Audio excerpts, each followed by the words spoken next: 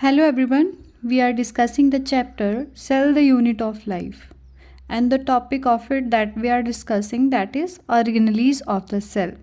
We have already discussed the endoplasmic reticulum. If you want to study, then go to my channel and watch that video. In this video we are going to discuss Golgi apparatus in detail. So let's start. Golgi apparatus एक membrane bound cell organelle है जो कि eukaryotic cell में present होती है।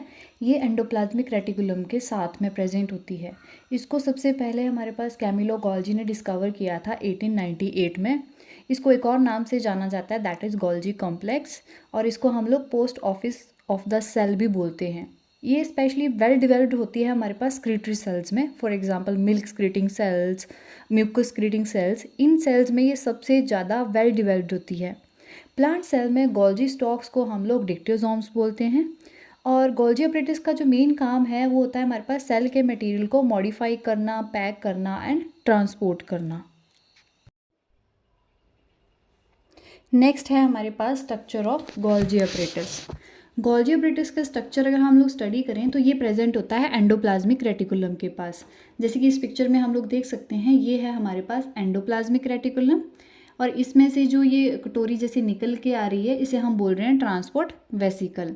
और ये transport vesicle यहाँ पहुँच रहा है, जहाँ पे पहुँच रहा है इसको हम बोलते हैं गोल्जी अपरेटस। और गोल्जी अपरेटस जो है वो इस जो मटेरियल इस यहाँ से रिसीव कर रहा है उसको मॉडिफाई करके ये आगे ट्रांसफ़र कर रहा है।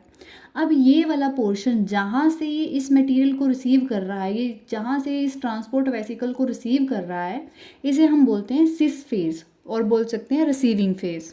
और जहाँ से ये इस मटेरियल को मॉडिफाई करके बाहर निकाल रहा है उसे हम बोलते हैं ट्रांसफेज़, या फिर बोल सकते हैं शिपिंग फेज़। ठीक है, तो ये इसका स्ट्रक्चर है। इस साइड को हम बोल रहे हैं सिस फेज़ और इस साइड को हम बोलते हैं ट्रांसफेज़। ये इसके पास ट्यूब्यूल्स हैं और ये फॉर्मिंग वेसिकल्स हैं, ये वेसिकल्स है।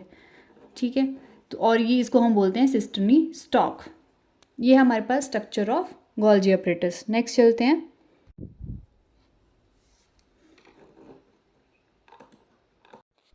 अभी हमने गोल्जी बॉडी के जनरल स्ट्रक्चर के बारे में पढ़ा।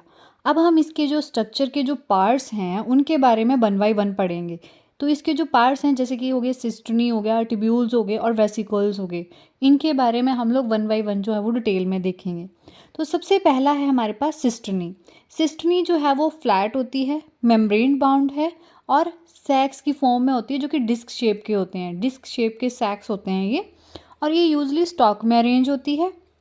बोला हर सिस्टनी के बीच में जो है वो थोड़ा सा गैप होता है, जैसे ये जो सेपरेट करती है एक दूसरे को, वो सेपरेट करती है थिन लेयर ऑफ साइटोप्लाज्म से। मतलब इसके बीच में थोड़ा सा साइटोप्लाज्म होता है, उससे ये एक सिस्टनी जो है वो दूसरी सिस्टनी को अलग करती है।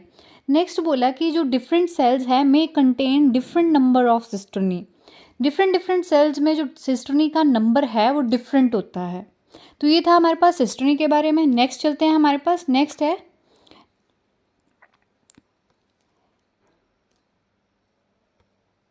नेक्स्ट है हमारे पास ट्यूब्यूल्स। ट्यूब्यूल जो हैं वो शॉर्ट होते हैं, स्मॉल होते हैं और ब्रांच्ड होते हैं, और ये मेनली प्रेजेंट होते हैं सिस्टनी की पेरीफेरी पे।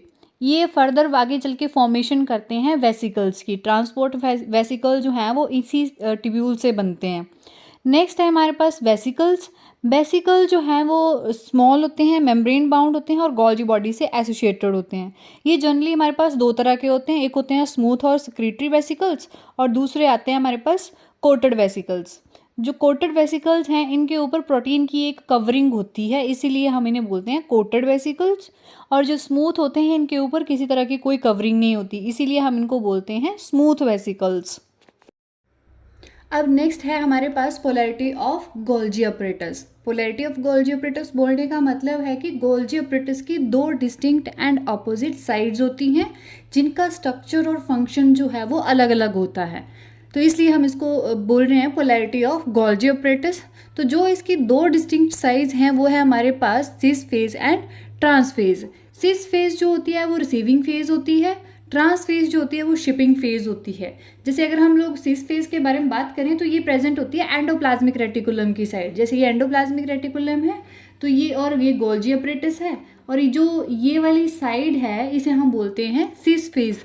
जैसे हम यहाँ पे देखें तो ये एंडोप्लाज्मिक रेटिकुलम है, ये गोल्जी अपरेटस है, और जहाँ से ये ट्रांसपोर्ट वेसिकल एंटर कर रहा है इस फेज को हम बोलते हैं सिस फेज। तो बोला ये receive transport vesicles from endoplasmic reticulum. तो जो गोल्जी अपरेटस की ये साइड है सिस फेज, ये ट्रांसपोर्ट वेसिकल को रिसीव करती है फ्रॉम एंडोप्लाज्मिक रेटिकुलम। नेक्स्ट है हमारे पास ट्रांस फेज, जिसे हम लोग शिपिंग फेज भी बोल रहे हैं।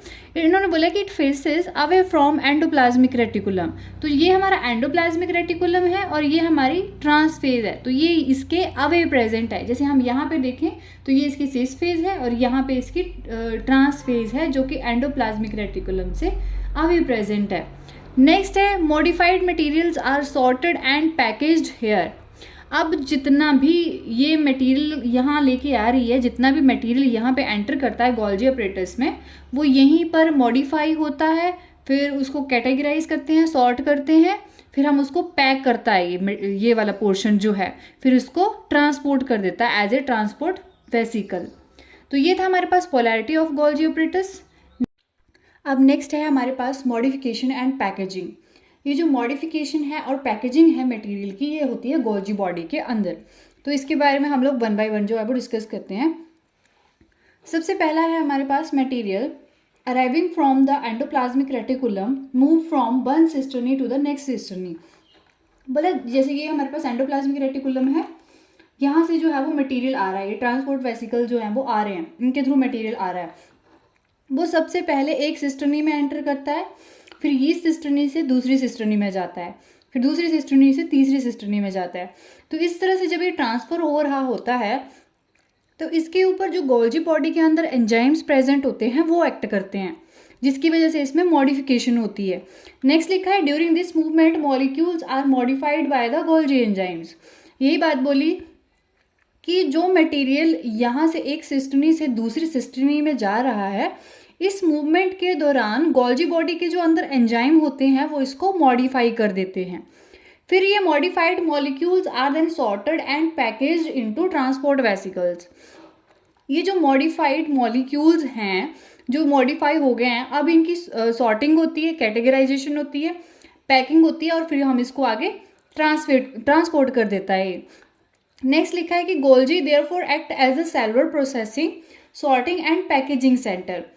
तो जो हमारे पास गोल्जी बॉडी है इसको हम लोग सेलुलर प्रोसेसिंग का सेंटर भी बोलते हैं, क्योंकि सेल की जो प्रोसेसिंग होती है उसका सेंटर भी यही है, जो सॉर्टिंग होती है उसका सेंटर भी यही है और पैकेजिंग का सेंटर भी यही है, क्योंकि इसीलिए हम इसको post office of the cell भी बोलते हैं। नेक्स्ट चलते हैं। अब नेक्स्ट है हमारे पास इंपॉर्टेंट मॉडिफिकेशन।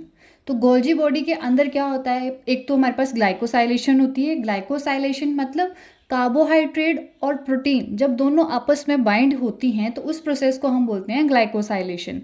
तो इस ग्लाइकोसाइलेशन से जो प्रोडक्ट बनता है दैट इज ग्लाइकोप्रोटीन। नेक्स्ट है lipid plus protein processing. Lipid और प्रोटीन भी आपस में प्रोसेस करके बाइंड कर जाते हैं और एज ए रिजल्ट जो हमें प्रोडक्ट मिलता है दैट इज लिपोप्रोटीन। नेक्स्ट बोला कि modification of proteins and other biomolecules takes place before delivery in the Golgi apparatus. तो बोले जितने भी बायोमॉलिक्यूल्स हैं और प्रोटीन्स हैं वो सारी जो हैं वो मॉडिफाई हो जाती हैं किसी टारगेट तक पहुंचने से पहले। वो गोल्जी बॉडी के अंदर जो है वो मॉडिफाई होती हैं, फिर अपने टारगेट के ऊपर जो है वो रीच करती हैं। अब नेक्स्ट है हमारे पास फंक्शंस ऑफ गोल्जी अपरेटस। तो जो पहला फंक्शन है हमारे पास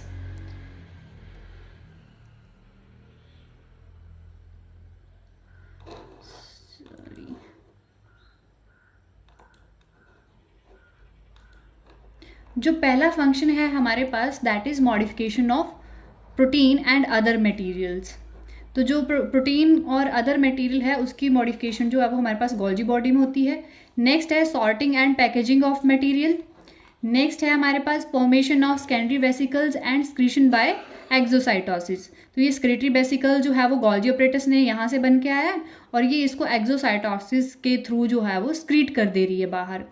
नेक्स्ट है हमारे पास ग्लाइकोसाइलेशन, फॉर्मेशन ऑफ ग्लाइकोप्रोटीन। मतलब जो ग्लाइकोसाइलेशन है वो हमारे पास गोल्जी अपरेटस के अंदर होती है। ग्लाइकोसाइलेशन मतलब कार्बोहाइड्रेट और प्रोटीन जो है वो जो आपस में बाइंड कर जाते हैं, तो एज ए रिजल्ट जो प्रोडक्ट बनता है दैट इज ग्लाइकोप्रोटीन। नेक्स्ट है हमारे पास